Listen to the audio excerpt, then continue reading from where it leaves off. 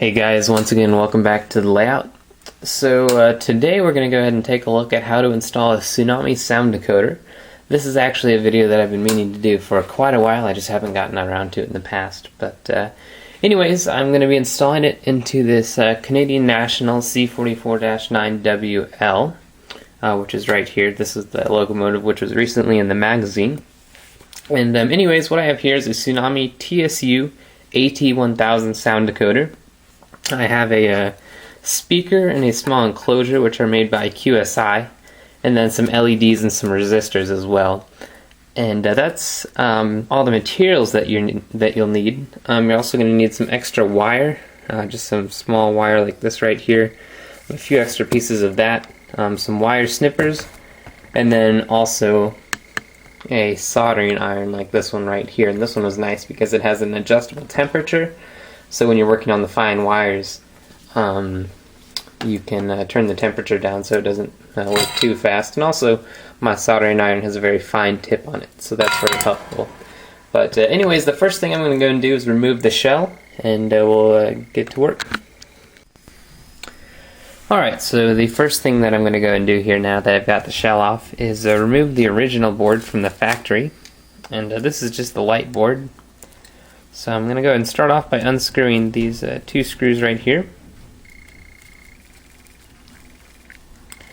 And you'll want to keep these screws because we're going to use these to screw in the Tsunami board. And these wires aren't soldered, so using my pliers, I'm just going to pull these off like that. I'm also going to pull this one off right here. And these wires come out just like that. And for these, for some reason, this side is soldered. So I'm going to go ahead and unsolder this one real quick. Just like that.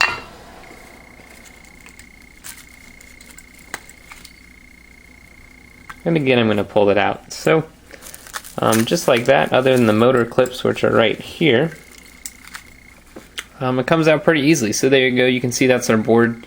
And I'm going to go ahead and set this aside because I might be using one of these LEDs for the reverse light. So now that our board is removed, it exposes these two clips right here. And these are the leads to the motor, and that's what brings power to the motor. So Tsunami actually makes a board which is just drops in. It's pretty much a replacement board, and all the things hook up correctly to it. But it's 20 extra bucks, and I'm always up for saving the money. So with just a little bit extra work, you can get the other decoder to work, and it works just as good. So anyways, what we're going to be doing is actually removing these clips. So using some snippers, I'm just going to go ahead and cut this off like that. Remove that one. And I'm also going to go ahead and remove this one as well, probably right here.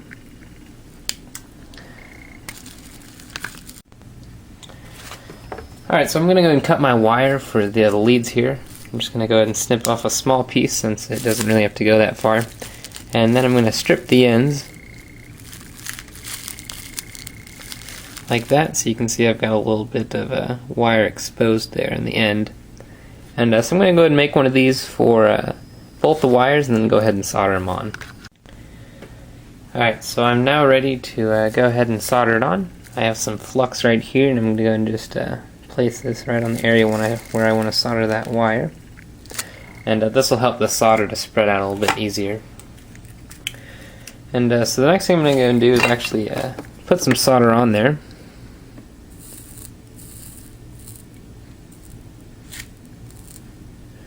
And I'm going to go ahead and take my wire. And I already put a little solder on the end of my wire.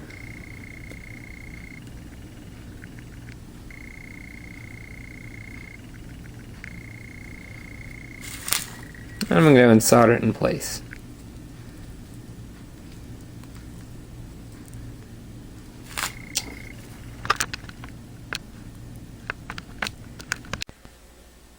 Alright, so at this point we're ready to go ahead and install the sound decoder board itself. I went ahead and removed it from the packaging right there. And as you can see right here, I got both the wires on, which were hooked up to those the motor leads, which I just showed you a second ago. But anyways, we're going to go ahead and take those screws, which we used from the original board, and we're just going to go ahead and screw it back on, almost identical to the way we took it off.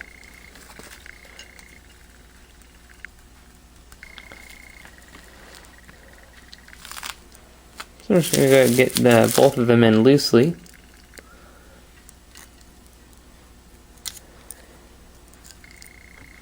And I'm going to go get these screwed in, and we'll keep.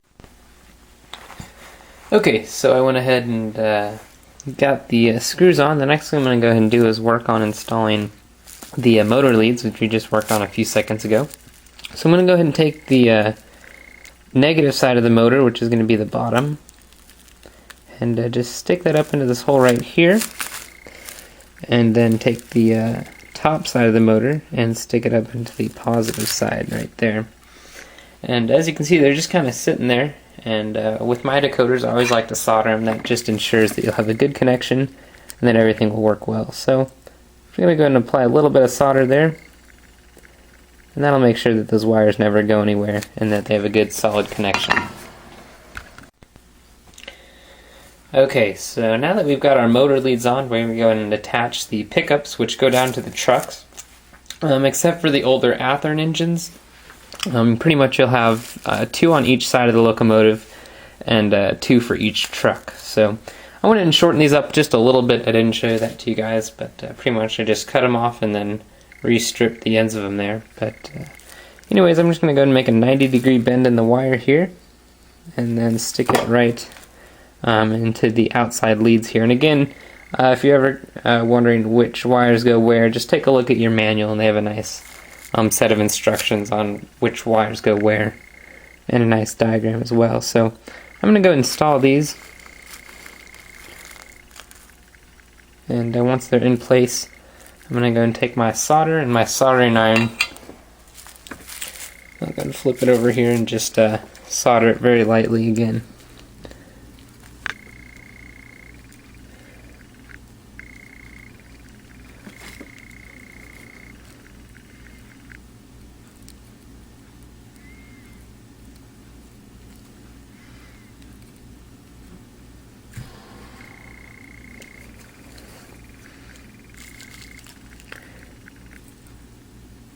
Just pulling that one up just a little bit to make sure I didn't solder the plastic. But anyways, that's how you do that. And so you can see I've got these 2 pickups right here attached, which go down to this truck. And this other side is just identical. You're going to solder the left wire to that left outside pickup, and then the right wire to that right outside pickup as well. So I'll go ahead and do that just identical to the way I just showed you guys. And we'll go ahead and test it out. Okay, so real quick, I'm just going to go ahead and test it, and it won't have any sound right now. That's because we haven't hooked up the speaker, but as soon as we do this, we'll go ahead and get that installed.